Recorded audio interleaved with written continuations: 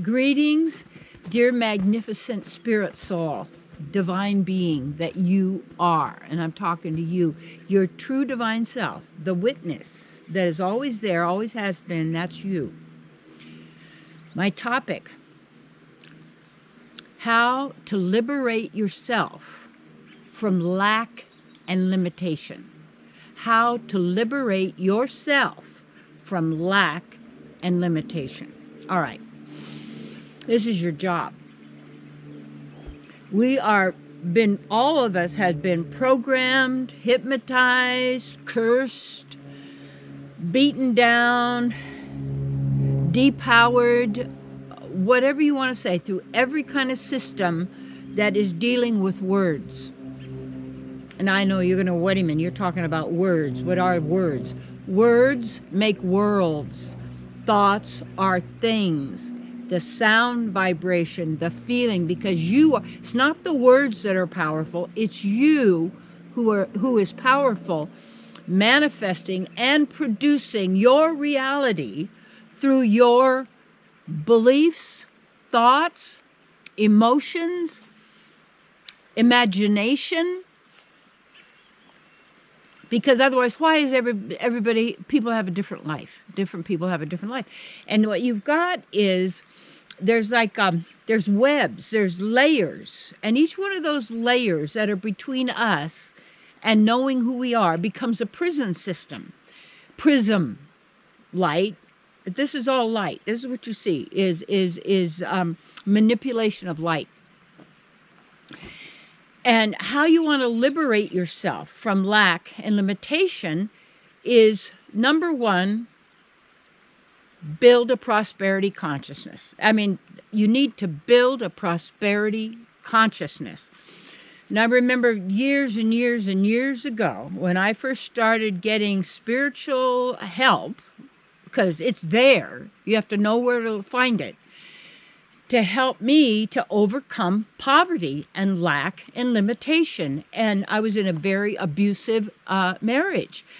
And not having any idea what really marriage was supposed to be about or what was it about. And I just didn't kind of want the life my parents had, but I didn't really have an understanding or a knowing of myself because I hadn't started yet. But I knew I was suffering.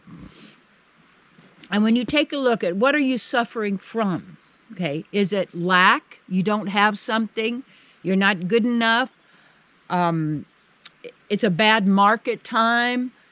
Nobody's spending any money. You could go on down your whole list of all your reasons and excuses, but what do they take the form of? Words. And words are thoughts. Thoughts are words. When you think, you're thinking in words. Those words have a sound. Even when you hear them vaguely, it's still a sound. It's there. There is a sound. And sounds are vibrations because they could move. You can see what you could say a sound over, you know how they do these little tricks with all the sand, and they'll take a sound and they'll vibrate the table or whatever, and then all of the sand takes a form. It takes a shape. And there's a false teaching called sacred geometries. It's sacred also means secret. Now, I'm a wordsmith, you might call that, because being how in the starting of it is I wanted to liberate myself from poverty and the prison I was in an abusive relationship. And I didn't know my work. I didn't know how I was going to take care of myself and my daughters. I was worried about my future, and the past was always in my mind, and the dialogues, and trying to make myself into what they wanted, and they wanted, and they wanted. And if I was in a relationship where the person, the man left me, or before I did, or whatever it was, what was wrong with me? What did I do wrong? How did I fail? I wasn't good enough. I wasn't what they wanted me to be. So you keep working on yourself to make yourself into a viable sexual product, or however it is you think you are. And it's all thinking. I often said, you know why the queen is the queen. She thinks she's the queen. And this is all made up. You have to understand, it's all made up fantasy, illusion that each of us has been so deliberately indoctrinated, subliminally programmed, and especially through anything that is media, visual, sound, teaching, and fear. So what keeps people impoverished and in fear? First of all, prosperity does not mean owning the world. You have to understand, the people or whoever they are that want to own the world are the prisoners within the system because they can't leave. What happens when people sell their soul for money, sell their soul for food, for sex, sell their soul for things, trinkets, whatever it may be? What you do is you give away your power to manifest what you want in your world. Okay, so first thing then, build your prosperity consciousness. I invite you, email me. I do counseling on the phone by love offering. I have a suggested love offering, but I don't turn anybody away who is genuinely sincere and really is endeavoring to cast off their limitations, their of lack, of ignorance, of false realities, and you want to own and claim and be who you are. This is the greatest work in the world. Invite you to come to retreats. There's camping up here. There's motels up here. You can work it however you like, and we'll talk on the phone. Email me. We'll discuss it and see what you need.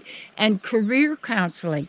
I went from that person, little scared little person with 2 daughters in a miserable situation and no hope in the world of what I was going to do or how I could live a magnificent, glorious life, to accomplishing everything I ever wanted in my life and being able to have 6 published books, starting with What You Think of Me Is None of My Business, still a bestseller, still going strong. Get that book. It's wonderful. There's quite a few there. And my latest, Live Your Bliss, because bliss is you without traumatizing yourself by the words you're thinking.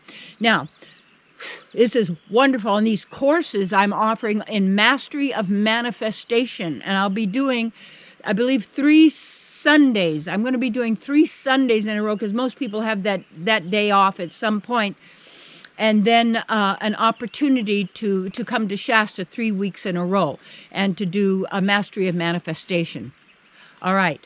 The way to liberate yourself from lack, from poverty, from limitation in any and every single way is, first of all,